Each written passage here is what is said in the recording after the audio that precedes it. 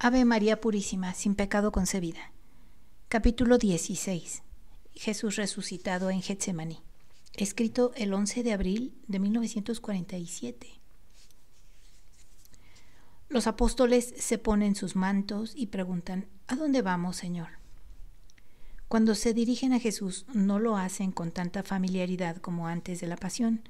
Si se pudiese decir, parece como si hablasen con su alma arrodillada. Más bien que la actitud del cuerpo, siempre un poco inclinado en señal de reverencia, y más que el no atreverse a tocarlo, más que la alegría que experimentan cuando los toca, cuando los acaricia, los besa, o a uno en particular dirige su palabra, es su actitud, un algo que no se puede describir, pero que es tan claro. Su espíritu no puede entrar en las mismas relaciones que antes, y su espíritu no deja de influir en su posición para con Jesús resucitado. Antes era el maestro que su fe creía ser Dios, pero que estaba junto a sus sentidos, pues era un hombre. Ahora es el Señor, es Dios. No hace falta hacer actos de fe para creerlo. La evidencia no los necesita. Él es Dios. Es el Señor a quien el Señor dijo: siéntate a mi derecha. Salmo 109. Y lo ha proclamado con sus palabras y con el prodigio de la resurrección. Dios, como el Padre, es el Dios que abandonaron por miedo y después que de su mano tanto bien habían recibido. Lo miran siempre con esa mirada de veneración con la que un verdadero creyente mira la hostia en el ostensorio o en las manos del sacerdote que eleva en la misa. En su mirada, que quiere ver el rostro amado, mucho más bello que antes, está también la expresión de quien no se atreve a ver, de quien no osa quedarse mirando. El amor los empuja a que sus ojos se claven en el amado. El temor hace bajar inmediatamente los párpados y la cabeza como si un relámpago los ofuscase. En realidad, aun cuando Jesús sea el mismo, después de su resurrección, no es el mismo al mismo tiempo. Al mirarlo es diverso.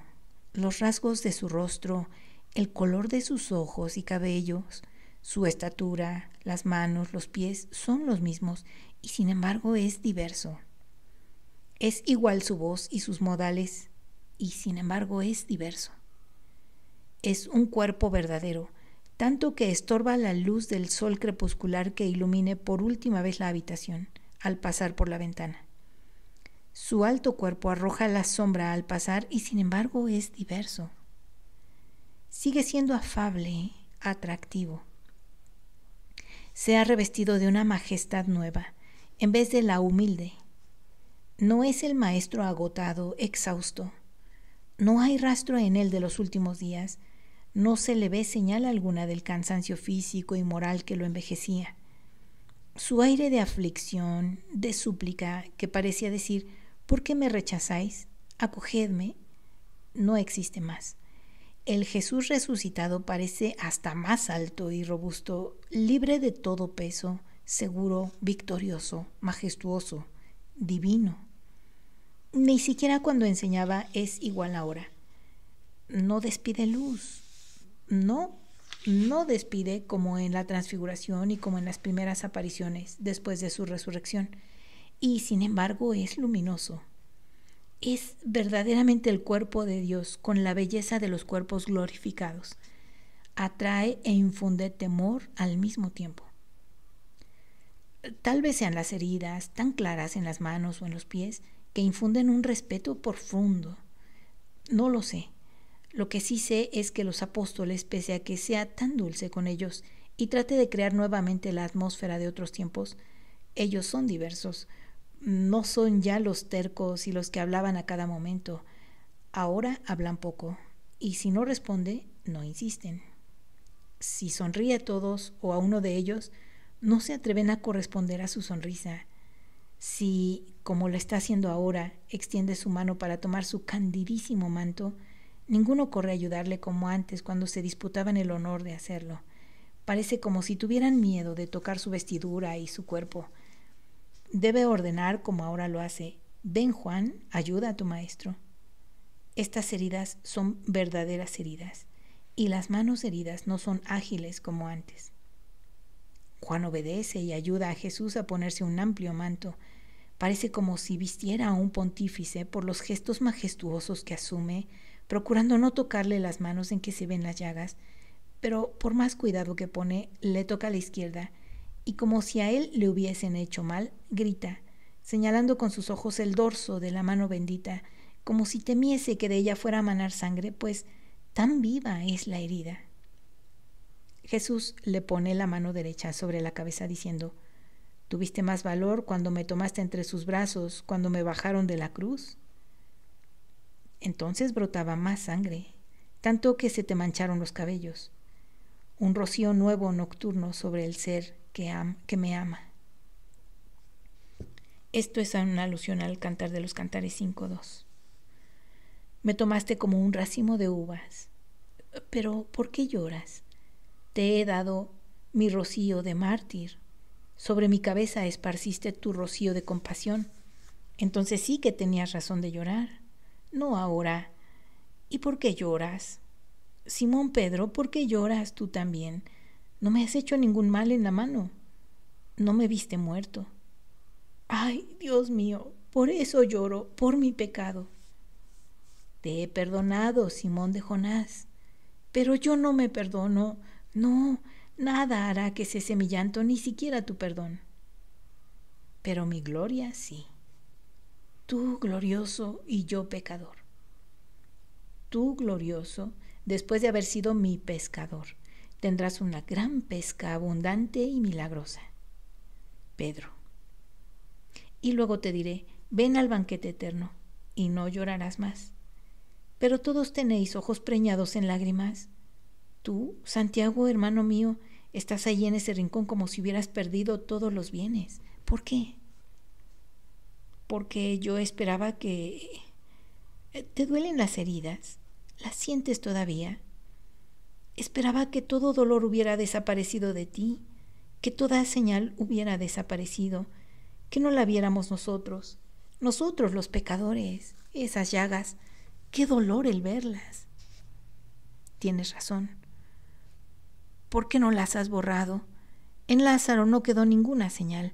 Esas llagas son un reproche. Gritan con terrible fuerza e infunden más temor que los rayos del Sinaí, dice Bartolomé. Nos echan en cara nuestra cobardía. Huimos cuando te las infligían, dice Felipe. Y cuando más se miran, tanto más la conciencia nos reprocha nuestra falta de valor, nuestra necedad, nuestra incredulidad, confiesa Tomás. Para que nos sintamos nosotros y este pueblo pecador tranquilos, pues moriste y has resucitado para el perdón del mundo, borra esas acusaciones, oh Señor, suplica Andrés. Son la salvación del mundo. Las abrió el mundo que odia, pero el amor las ha convertido en medicina y luz. Por medio de ellas, la culpa fue enclavada. Por medio de ellas, todos los pecados de los hombres fueron suspendidos y levantados para que el fuego del amor los consumase sobre el verdadero altar. Cuando el Señor ordenó a Moisés construir el arca y el altar de los perfumes, en Éxodo 19, ¿no quiso acaso que tuviesen anillos con los que pudiesen ser levantados y llevados donde Él mandase? También yo he sido perforado, y soy más que el arca y el altar. He quemado el perfume de mi caridad por Dios y por el prójimo, y cargué el peso de todas las iniquidades del mundo. Y el mundo debe recordar esto. Debe recordar lo que ha costado a un Dios. Debe recordar cuánto lo ha amado un Dios, el Dios. Debe recordar lo que las culpas producen y recordar que solo en uno existe la salvación, en el que fue atravesado, según Zacarías 12 y Hechos 4. Si el mundo no viese mis ensangrentadas llagas, muy pronto olvidaría que por sus culpas un Dios había sido inmolado. Olvidaría que verdaderamente he muerto en el tormento más atroz. Olvidaría cuál es el bálsamo para sus heridas. Su bálsamo se encuentra aquí. Venid a besarlas. Cada beso es un aumento de purificación y gracia para vosotros. En verdad os digo que la purificación y la gracia jamás son suficientes para que el mundo consuma lo que el cielo infunde, y es menester compensar con el cielo y sus tesoros las ruinas del mundo. Yo soy el cielo, todo el cielo está en mí, y los tesoros celestiales manan de mis llagas abiertas. Extiende sus manos para que se las besen los apóstoles y hace que los labios temerosos de causarle algún dolor fuertemente se opriman sobre ellas. ¿No es esto lo que causa dolor? El dolor lo produce otra cosa.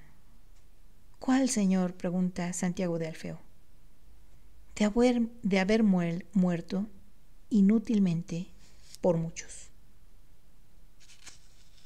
Se refiere a los que no querrán arrepentirse hasta el fin de su vida terrena, y los que no se van a salvar aun cuando el Hijo haya sido enviado. Pero vayámonos. Más bien, adelantaos. Vamos al Getsemaní. ¿Qué? ¿Tenéis miedo? No por nosotros, Señor. Es que los grandes de Jerusalén te odian mucho más que antes. No tengáis miedo, ni por vosotros, que Dios os protege, ni por mí. Han terminado todas las miserias del mundo a las que me sujeté. Voy a donde mi madre y luego os alcanzaré. Tenemos que borrar muchas cosas horribles que el odio trajo consigo, y lo haremos con el amor, el antídoto de la culpa. ¿Veis? Vuestro beso borra y tiempla el dolor y las consecuencias de los clavos en la carne viva. Y lo que haremos borrará las señales horrendas, santificará los lugares que las culpas han profanado, para que al verlos no os causen demasiado dolor. ¿Vamos a ir también al templo? En varias caras del pavor se dibuja. No, lo santificaría con mi presencia y no se puede. Podría haberlo sido, pero no han querido. No hay más redención para él. Es un cadáver que rápidamente se descompone. Dejémoslo con sus muertos, que lo entierren. En verdad que los leones abrirán su sepulcro y las aves de rapiña su cadáver, y no quedará ni el esqueleto, pues que no quiso la vida. Jesús sube por la escalinata y sale.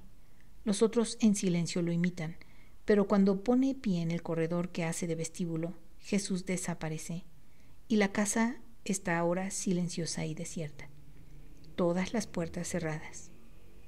Juan señala la salida que hay frente al cenáculo y dice: María está allí, siempre, como en un éxtasis continuo. Su rostro refulge con una luz inefable. Es la alegría que irradia de su corazón.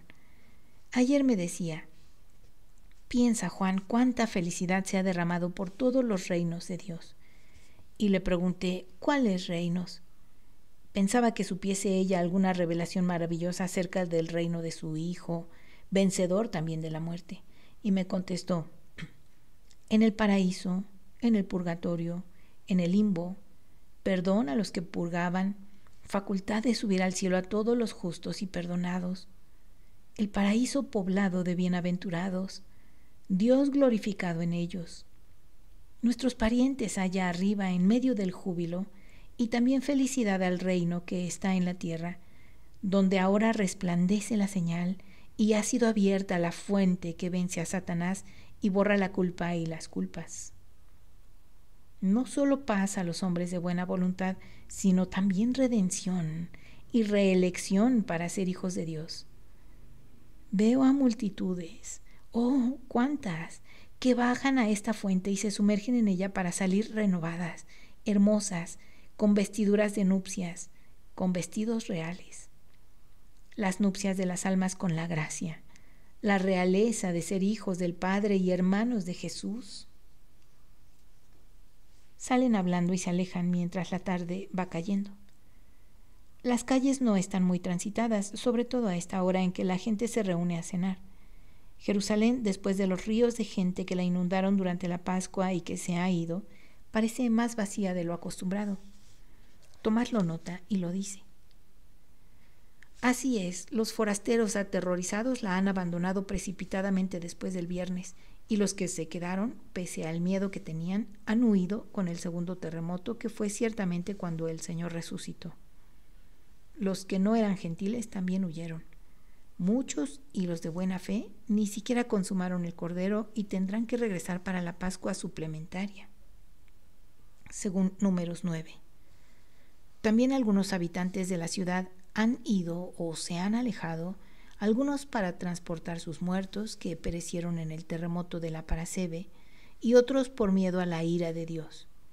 La amenaza ha sido dura, dice Zelote, y bien merecida. Que los rayos y las piedras caigan sobre todos los pecadores, impreca Bartolomé. No te expreses así. Más que los demás, somos nosotros los merecedores de los castigos celestiales, pues también somos pecadores. ¿Os acordáis de este lugar?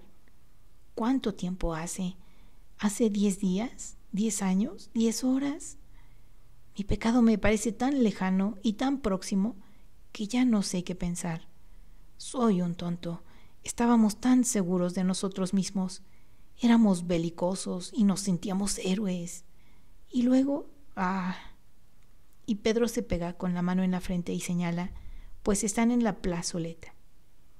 Ved, allí tenía yo miedo. Basta, Simón, basta. Él te ha perdonado, y antes que él, la Virgen. Tú te atormentas, lo reprende Juan. Oh, si así fuese. Tú, Juan, sosténme siempre, siempre, porque sabes guiar. Él te confió a su madre. Es justo. Pero yo, vil gusano y mentiroso, tengo más necesidad que María de ser guiado, porque tengo escamas en los ojos y no veo. Sin duda las tendrás si te portas así. Te quemarás las pupilas y el Señor no te las curará, le responde Juan, abrazándolo por la espalda para consolarlo. Me bastaría ver bien con el alma. Los ojos poco valen. Pero valen para muchos. ¿Qué harán entonces los enfermos? ¿Viste a aquella mujer ayer cómo estaba desesperada?, pregunta Andrés. Sí. Se miran mutuamente y luego dicen, ninguno de nosotros se sintió capaz de imponerle las manos. La humildad de lo pasado los amilana. Tomás dice a Juan, tú podías haberlo hecho. Tú no huiste, ni lo negaste, ni has sido un incrédulo. También tengo mi pecado, y es también contra el amor como lo es el vuestro. Cerca del arco de la casa de Josué, aprisioné por el cuello a Elquías, y lo habría estrangulado porque ofendió a la Virgen. He odiado y he maldecido a Judas de Queriot, confiesa Juan. Cállate, no pronuncies ese nombre. Es de un demonio y me parece como si todavía no estuviera en el infierno, como si que ande con nosotros, para que pequemos otra vez. Habla aterrorizado Pedro. Oh, él ya está muy bien en los infiernos, pero aunque estuviese aquí, su poder ya se acabó. Tuvo todo para haber podido ser ángel y fue un demonio. Y Jesús ha vencido al diablo, dice Andrés. Será así, pero es mejor no nombrarlo. Tengo miedo. Ahora comprendo cuán débil soy. Pero tú, Juan, no te sientas culpable. Todos los hombres maldecirán al que entregó al Maestro. Y con toda razón, afirma Judas Tadeo, que nunca hizo migas con Iscariote. No. María ha dicho que le basta el juicio de Dios y que debemos fomentar un solo sentimiento, el de la gratitud de no haber sido nosotros los traidores. Y si ella no maldice, ella, la madre que vio los tormentos de su hijo, ¿debemos hacerlo nosotros? Olvidémoslo. Seríamos unos tontos, exclama su hermano Santiago. y sin embargo es la palabra del Maestro por los pecados de Judas. Juan guarda silencio y suspira. ¿Qué cosa? ¿Hay otros? Tú sabes, habla. He prometido olvidar y me esfuerzo en hacerlo. Respecto a Elquías, no estuvo bien, pero aquel día cada uno de nosotros tenía su ángel y su demonio, y no siempre di oídos al ángel de la luz. Dice Zelote, ¿sabes que Nahum está paralítico y que su hijo quedó aplastado por una parte del muro o de un deslave del monte? Así, el día en que murió él. Se le encontró más tarde, muy tarde, cuando ya apestaba. Lo descubrió uno que iba al mercado. Nahum estaba con los de su calaña y no sé qué le cayó encima, si un mazazo o un golpe. Lo que sé es que como si estuviese despedazado y que no comprende nada. Parece una bestia. Babea, aúlla y ayer con la única mano sana tomó de la garganta a su patrón, que había ido a verlo, y le gritaba, «Por tu culpa y por tu culpa». Si no hubieran acudido los siervos.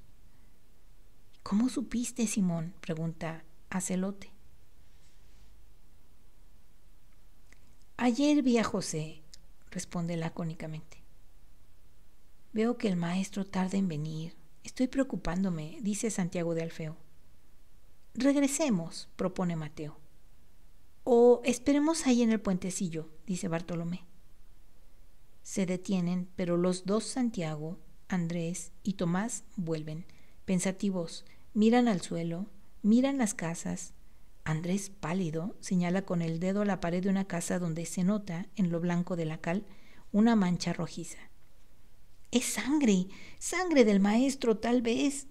¿Había empezado aquí a perder sangre? Oh, decidme». «¿Y qué quieres que te digamos si ninguno de nosotros lo siguió?», responde desconsolado Santiago de Alfeo. «Pero mi hermano y sobre todo Juan lo siguieron». «Pero no inmediatamente. Me ha dicho Juan que lo siguieron desde la casa de Malaquías en adelante. Aquí no estuvo ninguno de nosotros», dice Santiago de Zebedeo.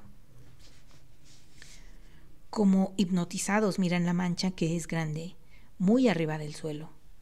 Tomás observa, no siquiera la lluvia la ha lavado, ni siquiera la lluvia la ha lavado, y ni siquiera el granizo que cae tan fuerte en estos días la ha arrancado. Si supiese que es sangre suya, la quitaría de allí. «Preguntémoslo a los de la casa, tal vez sepan», propone Mateo, que los ha alcanzado. «No, nos podrían reconocer por sus apóstoles y pueden ser enemigos del Mesías y objeta Tomás. «Nosotros todavía somos unos cobardes», concluye Santiago de Alfeo con un gran suspiro. Poco a poco se han acercado a la pared y miran. Pasa una mujer, una rezagada que viene de la fuente con sus cántaros que chorrean agua fresca. Los mira atentamente y les grita: «¿Estáis viendo esa mancha sobre la pared? ¿Sois discípulos del Maestro? Me parece que lo sois, aunque el miedo se dibuja en vuestras caras. Aunque no os vi detrás del Señor cuando pasó por aquí cerca, cuando lo llevaban a la muerte. Lo que me hace pensar es que un discípulo que sigue al Maestro cuando todo va bien y que se gloria de ello y que está dispuesto a dejar todo por seguir al Maestro, debe también seguirlo cuando le va mal. Yo no los vi, no. Y si no os vi, señales que yo, una mujer de Sidón, fui detrás de aquel a quien sus discípulos no siguieron. Él me hizo un gran favor. ¿Vosotros no recibisteis nada de él? Me extraña porque hacía bien a gentiles y samaritanos, a pecadores y aún a ladrones al darles la vida eterna, si bien es que no podía darles la del cuerpo. ¿No os amaba acaso? Entonces, señal es que sois peores que escorpiones y que hienas apestosas, aun cuando creo verdaderamente que él fue capaz de amar aún a las víboras y a los chacales, no por lo que son, sino porque su Padre los creó. Lo que veis es sangre, sí, sangre. Es sangre de una mujer de la costa del gran mar, Una vez fueron tierras filisteas y los habitantes son despreciados todavía por los hebreos. Y con todo, ella supo defender al maestro hasta que el marido la mató, arrojándola con tanta fuerza, después de haberla golpeado, de modo que se le abrió la cabeza y se le salieron los sesos, y quedó estampada con su sangre sobre la pared de su casa, donde ahora lloran sus hijos huérfanos. Pero había recibido un beneficio del maestro. Le había sanado a su marido, que moría de una enfermedad inmunda, y por este beneficio amaba al maestro y lo amó hasta morir por su causa, y lo precedió en el seno de Abraham, según habláis vosotros. También Analía lo precedió y hubiera muerto por él, si la muerte no se le hubiera anticipado. También una mujer que era madre lavó con su sangre el camino, con la sangre de su vientre que su perverso hijo le abrió por defender al maestro.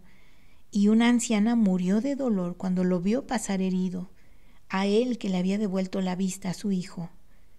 Y un viejo, un mendigo, murió porque salió a su defensa y recibió en su cabeza la pedrada que era destinada a dar en la de vuestro Señor. Pensáis que era tal, ¿no es verdad? Los valientes de un rey mueren a su alrededor, pero ninguno de vosotros murió por él. Estabais lejos de los que lo golpeaban. Ah, no. Uno murió, pero no de dolor ni por haber defendido al maestro. Primero lo vendió y luego lo señaló con un beso y finalmente se suicidó. No le quedaba otra cosa que hacer. No podía aumentar su iniquidad. Ya estaba completa como la de Belcebú. El mundo lo habría lapidado para que la tierra se viese libre de él.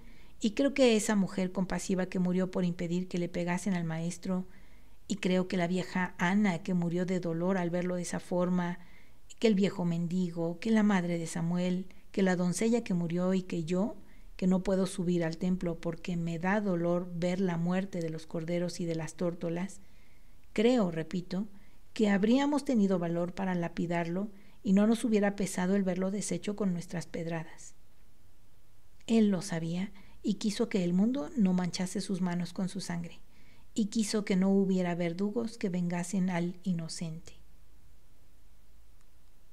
Los ha estado mirando con un desprecio cada vez mayor, según ha venido hablando.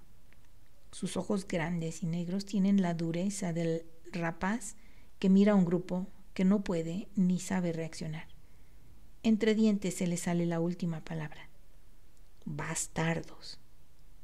Recoge sus cántaros y se va, satisfecha de haber vomitado su desprecio contra los discípulos que abandonaron al maestro. Estos quedan aniquilados, con la cabeza agachada, los brazos caídos, sin fuerza. La verdad los aplasta. Meditan sobre la consecuencia de su cobardía.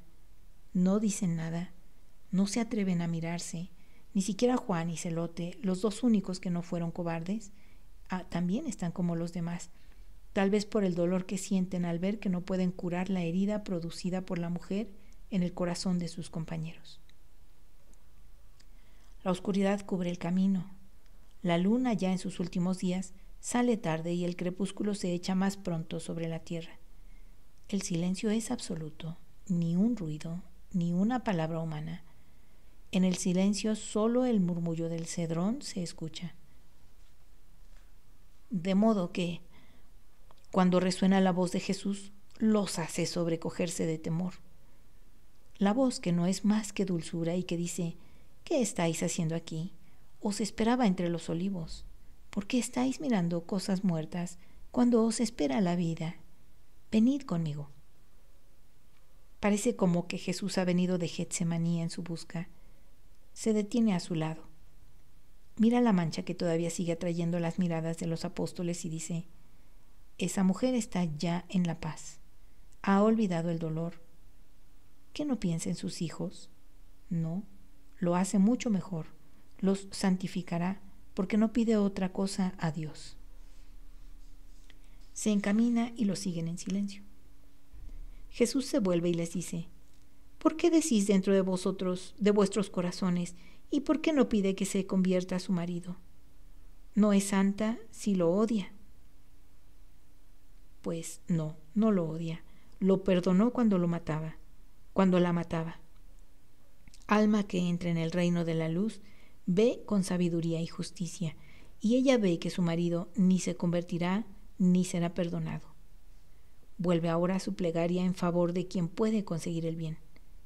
No es mi sangre, no, y sin embargo perdí mucha sangre por este camino. Las pisadas de mis enemigos las han borrado al mezclarse con el polvo y la suciedad, y la lluvia la ha hecho desaparecer, pero hay algo que todavía puede verse, porque manó tanto que ni los pasos ni el agua han borrado del todo. Caminaremos juntos y veréis mi sangre derramada por vosotros. ¿En dónde? ¿A dónde quiere ir? ¿Al lugar donde lloró? ¿Al pretorio?, se preguntan. Juan dice: 2 días después del sábado, Claudia se fue, y según rumores disgustada y hasta cansada de estar junto a su marido. El soldado de la lanza me lo dijo. Claudia no quiere tener ninguna responsabilidad de ello con su marido, porque ella lo había prevenido de no perseguir a Jesús, y que era mejor que fueran perseguidos por los hombres que por el Altísimo que envió a su Mesías. Tampoco están Plautina ni Lidia. Se fueron con Claudia a Cesarea. Valeria se ha ido con Juana a Béter. Si estuvieran, podríamos entrar, pero ahora no sé. También falta Longinos, que fue escoltando a Claudia. Dice Juan todo esto. ¿Será al lugar donde viste que la hierba estaba bañada con sangre? Jesús, que camina adelante, se voltea y dice: al Gólgota. Hay tanta que el polvo parece como si se hubiera hecho tan duro como una piedra, y hay quienes se os han adelantado. Es que es un lugar inmundo, grita Bartolomé. Jesús, con una sonrisa compasiva, responde: cualquier lugar de Jerusalén después del horrible pecado es inmundo, y sin embargo no os preocupáis de otra cosa fuera del miedo que sentís por la gente. Es que han muerto siempre allí muchos ladrones. He muerto yo, y para siempre lo he santificado. En verdad os digo que hasta el fin de los siglos no habrá lugar más santo que ese, y que a él vendrán de toda la tierra a besar su polvo. Ya hay quien os ha precedido, sin temer las burlas y amenazas, sin temer a contaminarse, y quien os precedió tenía doble motivo de temer. ¿Quién fue, Señor?, pregunta Juan, al que el Pedro le pega con el codo por las costillas para que pregunte. Magdalena. Así como recogió las flores que os hollaron mis pies cuando estaban, antes de la Pascua, en su casa, cual recuerdo de júbilo, y que distribuyó entre sus compañeras, así ahora ha subido al Calvario, con sus manos ha excavado en la tierra que se endureció con mi sangre, la ha depositado en manos de mi madre. No ha tenido miedo. Era conocida como la pecadora y como la discípula. Y la que tomó entre sus manos esa tierra no temió contaminarse. Mi sangre ha borrado todo. Santo es el suelo donde cayó. Mañana, antes de la hora de sexta, subiréis al Gólgota. Os alcanzaré, pero quien quiera ver mi sangre, allí la tiene. Y señala el balaustre del puentecillo. Aquí mi boca pegó y brotó sangre. De ella no habían brotado más que palabras santas y palabras de amor. ¿Por qué entonces fue golpeada? Y no hubo nadie que la hubiera curado con un beso. Entran en Getsemaní. Jesús tiene que abrir antes un cerrojo que impide la entrada al huerto de los olivos. Es un cerrojo nuevo, una fuerte empalizada con estacas agudas, altas, con su nueva cerradura. Jesús tiene la llave, que es tan nueva que resplandece el metal. Abre el cerrojo sirviéndose de la luz que despide una rama que Felipe ha encendido para ver, pues ya es de noche. No estaba antes. ¿Por qué ahora?, murmuran entre sí al notar el cinto que separa el Getsemaní. Ciertamente Lázaro no quiere a nadie aquí. Mira allá, piedras, ladrillos, cal. Ahora es de leño, pues será una pared. Jesús dice: venid, no os ocupéis de cosas muertas, os lo digo, ved. aquí estuvisteis, aquí me rodearon y me aprendieron. De allí huisteis. Si hubiera estado este cinto entonces, no hubierais podido huir prontamente. Pero ¿cómo iba a pensar Lázaro, que se moría de ansias por seguirme, que ibais a huir, todos ustedes? ¿Os hago sufrir? Primero sufrí yo. Quiero borrar aquel dolor. Bésame, Pedro. No, Señor, no. Repetir lo que hizo Judas aquí a la misma hora, no, no y no. Bésame. Tengo necesidad de que hagáis con amor sincero lo que Judas no hizo. Después seréis felices. Acércate, Pedro, bésame. No solo lo besa, con sus lágrimas lava la mejilla del Señor. Se retira cubriéndose la cara y se sienta en el suelo para llorar. Los demás, uno tras otro, le besan en el mismo lugar. ¿Quién más, quién menos, tiene lágrimas en los ojos? Ahora vámonos. Os retiré de mí aquella noche después de que os robustecí con mi cuerpo, y por pocas horas. Pero pronto caísteis. Recordad siempre cuán débiles fuisteis, y que sin la ayuda de Dios no podríais permanecer en la justicia ni siquiera una hora. Ved, aquí dije que vigilasen los que se creían los más fuertes, que creyeron que podrían beber de mi cáliz, y que dijeron que estaban dispuestos a cualquier sacrificio antes de negarme. Los dejé diciéndoles que vigilasen. Los dejé y ellos se echaron a dormir. Recordad y enseñad a los otros que quien se separa de Jesús, que quien no se mantiene en contacto con Él por medio de la oración, cae en el sopor y puede ser apresado. Si no os hubiera despertado, os hubieran podido haber matado en el sueño y comparecer ante el juicio de Dios cargados con vuestra flaqueza humana. Venid, ved. Baja Felipe, latea. Ved, quien quiera ver sangre mía, que mire aquí. Aquí, en medio de la mayor angustia, semejante a la de un agonizante, sudé sangre. Mirad, la tierra está dura. La hierba está manchada porque la lluvia no pudo disolver los coágulos que se secaron entre los tallos y las corolas. Ved, allí me apoyé y aquí el ángel del Señor estuvo para darme fuerzas y cumplir con la voluntad de Dios. Recordad, si queréis hacer siempre la voluntad de Dios, que donde la criatura no puede resistir, Dios viene con su ángel a sostener al héroe desfallecido. Cuando os encontréis en medio de angustias, no temáis de caer en la cobardía o perjurio si persistís en querer lo que Dios quiere. Dios hará que seáis gigantes de heroísmo si le sois fieles. Recordadlo, recordadlo. Una vez os dije que, después de las tentaciones en el desierto, los ángeles me auxiliaron. Ahora sabed que también, después de la más grande tentación, un ángel me auxilió.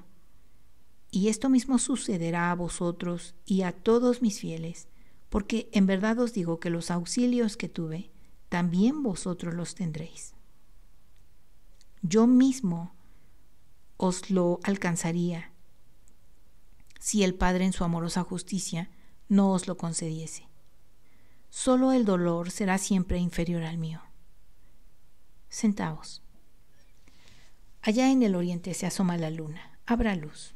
No creo que esta noche dormiréis, aun cuando todavía sois no más que seres humanos. No, no dormiríais, porque ha entrado en vosotros un elemento que antes no teníais: el remordimiento. Tortura, ¿verdad? Pero que sirve para pasar a otros estadios más altos, sea para el bien como para el mal.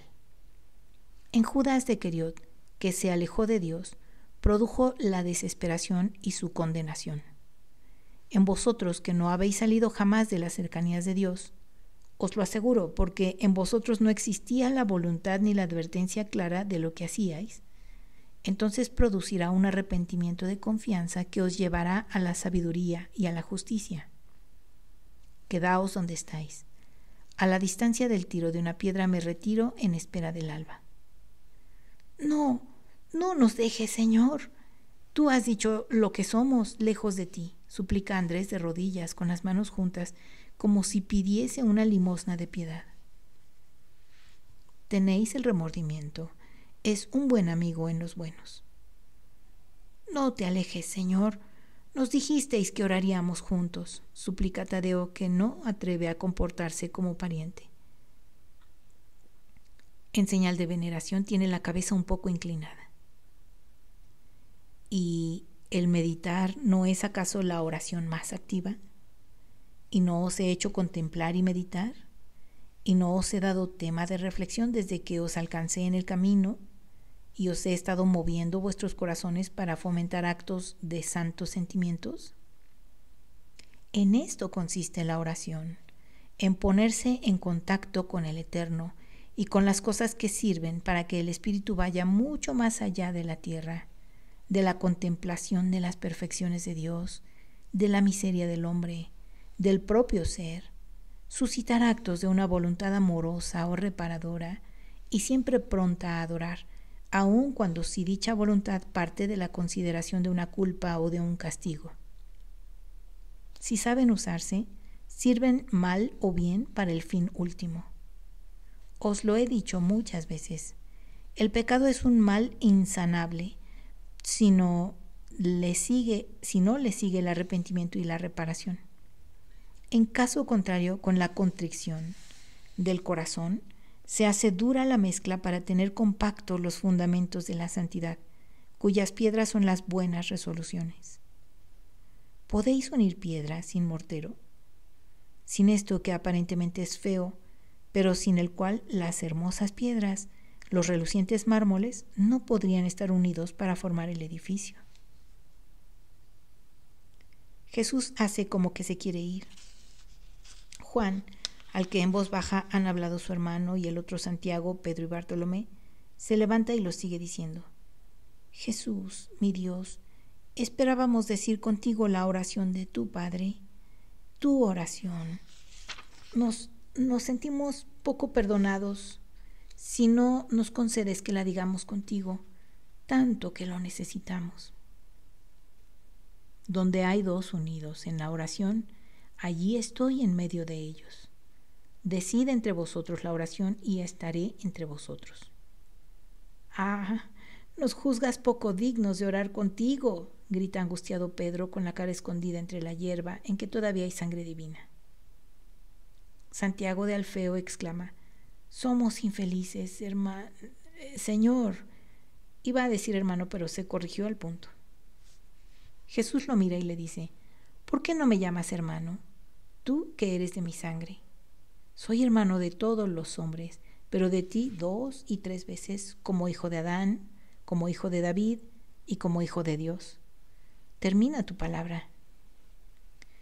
Hermano, Señor mío, somos unos infelices y unos tontos, tú lo sabes, y más nos lo hace ser el abatimiento en que nos encontramos. ¿Cómo podemos pronunciar con el alma tu oración si no sabemos su significado? ¿Cuántas veces, como a pequeños, os lo expliqué? Pero más duros de cabeza que el alumno más distraído de algún maestro, no os grabasteis mis palabras. Es verdad, pero ahora nuestra mente está afligida por no haberte comprendido. Oh, nada entendimos. Lo confieso en nombre de todos. Aún todavía no podemos comprenderte, Señor. Te ruego que emplees tu misma indulgencia al ver nuestro mal, que nos hace tan duros de cabeza. Tú comprendías todo, y el gran rabí de Israel no dudó en denunciar la ceguera de Israel a los pies de la cruz. Tú, Dios omnipotente, Espíritu de Dios, que no tiene nada que ver con la carne, oíste esas palabras. Siglos y siglos de ceguera espiritual penden ante la mirada espiritual. Y te suplicó, tú, libertador, penetra en mí que soy prisionero de las fórmulas. Oh, adorado Jesús mío, que nos has salvado de la culpa original tomando sobre ti nuestros pecados y los consumaste en el del fuego de tu perfecto amor, toma y consuma también nuestra inteligencia de tercos israelitas. Danos una inteligencia nueva, una inteligencia virgen como la de un recién nacido, y borra de nuestra memoria todo y llénala con tu sabiduría. Muchas cosas del pasado murieron en aquel horrible día. Murieron contigo, pero ahora que has resucitado, haz que nazca en nosotros un nuevo pensamiento. Créanos un corazón y una inteligencia nuevos, Señor mío, y te comprenderemos. Todo esto lo suplica Juan. No me toca a mí esto, sino a aquel de quien os hablé en la última cena. Cualquier palabra mía se pierde en el fondo de vuestro pensamiento, en todo o en parte, o se queda aprisionada en su espíritu. Solo el Paráclito, cuando venga, extraerá de vuestro fondo mis palabras y os las explicará para que comprendáis su espíritu. Pero si nos lo has infundido, replica Zelote. Tú dijiste que cuando te hubieras ido donde el Padre, Él, el Espíritu de verdad, vendría, objeta Mateo, a quien se ha agregado Zelote. Decidme, cuando un niño nace, ¿tiene el alma? Claro que la tiene, responden todos. ¿Tiene esta alma la gracia de Dios? No, la culpa original pesa sobre ella y está privada de ella. ¿De dónde vienen el alma y la gracia?, pregunta Jesús. De Dios. ¿Por qué entonces Dios no da al niño que nace un alma en gracia? Porque Adán fue castigado y con él nosotros. Mas ahora que eres el Redentor, ¿lo hará? No, no lo hará. Los hombres nacerán siempre manchados en el alma que Dios creó y que Adán en su posteridad manchó. Pero por el rito que os explicaré otra vez en alguna otra ocasión, el alma que se infunde en el hombre será vivificada por la gracia y el Espíritu del Señor tomará de ella posesión. Vosotros que fuisteis bautizados con el agua de Juan, seréis bautizados en el fuego del poder de Dios. Y entonces el Espíritu de Dios estará verdaderamente en vosotros. Será el Maestro que los hombres no pueden perseguir ni arrojar, el que en lo íntimo os dirá el espíritu de mis palabras y otras muchas cosas. Os lo infundí porque solo por mis méritos puede conseguirse cualquier cosa y tener valor. Pueden tener a Dios y pueden tener valor la palabra de un delegado de Dios, pero en vosotros todavía no está el Espíritu de verdad como Maestro. Le hace Juan 14:15 y 16:15. Si es así, está bien, vendrá a su tiempo. Entre tanto, haz que sintamos tu perdón. Sé Maestro para nosotros, Señor, una vez más, porque tú has dicho que hay que perdonar 70 veces 7, insiste Juan, que es el que más confianza tiene. Toma entre sus manos la mano izquierda de Jesús que tiene colgando a su lado, que la luna parece agrandar más la llaga que hizo el clavo, y concluye. Tú que eres la luz eterna, no permitas que tus siervos permanezcan en las tinieblas. Y ligeramente besa los dedos en la punta, que estaban un poco doblados, como los que tiene uno que ha sido herido y se ha curado, pero que los nervios quedan un poco contraídos. Venid, subamos más allá y juntos diremos la oración, accede Jesús, dejando su mano en las de Juan, mientras se pone en camino hacia el borde más alto del Getsemaní, hacia el camino que por el campo de los Galileos se va a Betania. Aquí también se nota que las obras que Lázaro hace para marcar sus límites se están llevando a cabo. Aún más aquí, más lejos de la casa del que guarda el olivar, ya se ha levantado una pared lisa y alta que sigue el borde de los límites del Getsemaní. Allá abajo, Jerusalén lentamente sale de las tinieblas aún por el poniente, pues la luna, que ahora está en la mitad del firmamento, blanquea todas las cosas con su delgada hoz, que brilla como una navaja de diamantes colocada en lo negro del firmamento en que se mueven innumerables estrellas bellísimas, propias del cielo oriental.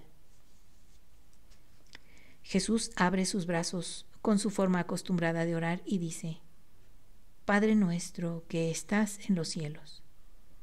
Interrumpe y comenta: el haberos perdonado es muestra que os quiere como a un padre, a vosotros obligados más que todos a la perfección, a vosotros a quienes tantos beneficios se os dieron y que, como decís, os consideráis ineptos para la misión.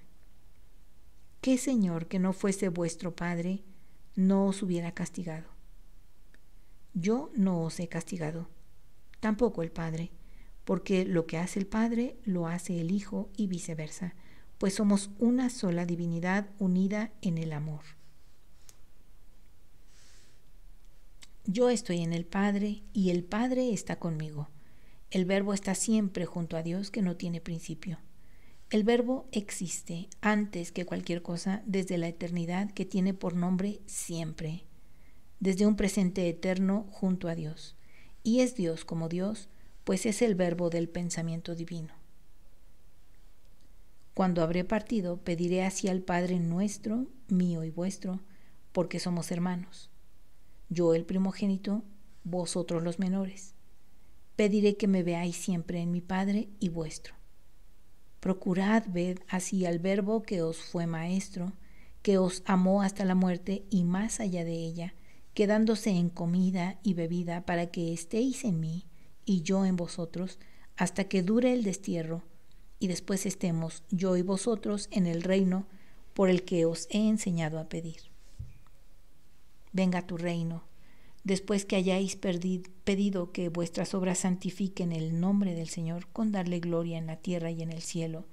Ciertamente en el cielo no existirá el reino para vosotros, ni para los que creyeren como vosotros, si antes no lo amasteis en vosotros con la práctica real de la ley de Dios y de mi palabra, que es el perfeccionamiento de ella al haber concedido en el tiempo de la gracia la ley de los elegidos, la que sobrepasa las constituciones civiles, morales, religiosas del tiempo mosaico. Vosotros sabéis qué cosa sea tener cerca a Dios, pero no Dios en vosotros, qué sea tener la palabra de Dios, pero no ponerla en práctica. Todo error tiene su causa en tener cerca a Dios y no en el corazón. Conocer la palabra y no el obedecerla. Aquí está el motivo, aquí está la causa, la terquedad, la delincuencia, el deicidio, la traición, las torturas, la muerte del inocente y de su Caín. Todo encuentra su explicación en ello. Y sin embargo, ¿quién como yo amó a Judas? Pero no me tuvo a mí, que soy Dios, en su corazón. Es el deicida condenado, el infinitamente culpable como israelita y como discípulo, como suicida y como deicida, además de sus 7 vicios capitales y otras cosas. Ahora es más fácil que tengáis el reino de Dios en vosotros, porque os lo he conseguido con mi muerte. Os he comprado con mis dolores. Tenedlo presente, que nadie pisotee la gracia, porque es el precio de la vida y sangre de un Dios. Esté pues en vosotros el reino de Dios por la gracia, esté en la tierra por la iglesia, esté en el cielo por el pueblo de los bienaventurados que habiendo vivido con Dios en el corazón, unidos al cuerpo del cual yo soy la cabeza, unidos a la vid del que cada cristiano es un ramo, se hicieron dignos de descansar en el reino de aquel por el cual todas las cosas han sido hechas. Que soy yo, que os estoy hablando, que me sometí a la voluntad paterna para que todo pudiera ser completado, por lo cual puedo enseñaros a decir con toda verdad: hágase tu voluntad en la tierra como en el cielo. Los terrones de tierra, las hierbas, las flores, las piedras de Palestina, las heridas que recibí y todo un pueblo son testigos de que cumplí la voluntad de mi Padre. Haced como hice, hasta el fin, hasta la muerte de cruz, si Dios lo quisiese. Lo hice yo, y no hay discípulo digno de misericordia más de mí, y sin embargo he consumado el más grande dolor. Obedecí con toda la renuncia. lo sabéis. Más bien, lo comprenderéis en lo futuro cuanto más os asemejéis a mí al beber un sorbo de mi cáliz. Recordad siempre esto, porque obedeció al Padre, nos salvó. Recordadlo. Porque obedeció al Padre, nos salvó. Y si queréis ser salvadores, haced lo que yo he hecho. Habrá quien pruebe la cruz, quien la tortura que los tiranos le infligirán, quien la tortura del amor, el desierto de los cielos a los cuales llegará después de una larga vida, que en cada cosa se haga lo que Dios quiere. Pensad qué suplicio puede igualarse con querer morir para ir a donde estoy yo, si obráis con alegre obediencia a los ojos de Dios. Son su voluntad, por esto son santos. Danos el pan diario. Diría día tras día, hora tras hora. Es fe, amor, obediencia, humildad, esperanza el pedir el pan de un día y aceptarlo como es. Hoy dulce, mañana amargo, o bien mucho, quizá poco, con especias, con ceniza. Siempre es justo. Dios, que es Padre, lo da. Es, pues, bueno. Otra vez hablaré del otro pan que sería muy bueno que se comiera diariamente y que se les pidiese al Padre que lo siguieran dando. Porque hay de aquel día, de aquellos lugares donde los hombres hagan que llegue a faltar. ¿Sabéis cuánto los hombres sean poderosos de sus obras de tinieblas? Rogad al Padre que defienda su pan y que os lo dé. Cuanto más lo dé, tanto más las tinieblas tratarán de apagar la luz y la vida, como hicieron en la Parasebe. La segunda no tendrá resurrección. Recordadlo. Si el Verbo no puede ser más matado, sí lo puede su doctrina, y puede extinguirse la libertad y voluntad en muchos de amarlo. En ese entonces la vida y la luz habrían terminado para los hombres. ¡Ay de ese día! Que os sirva de parangón el templo. Recordad que he dicho que es un cadáver. Perdónanos nuestras ofensas como nosotros perdonamos a los que nos han ofendido. Todos sois pecadores. Sed buenos con los pecadores. Acordaos de mis palabras. ¿Por qué miras la paja en el ojo de tu hermano si antes no sacas la viga del tuyo? El espíritu que os he infundido, la orden que os he dado, os conceden la facultad de perdonar, en nombre de Dios, los pecados.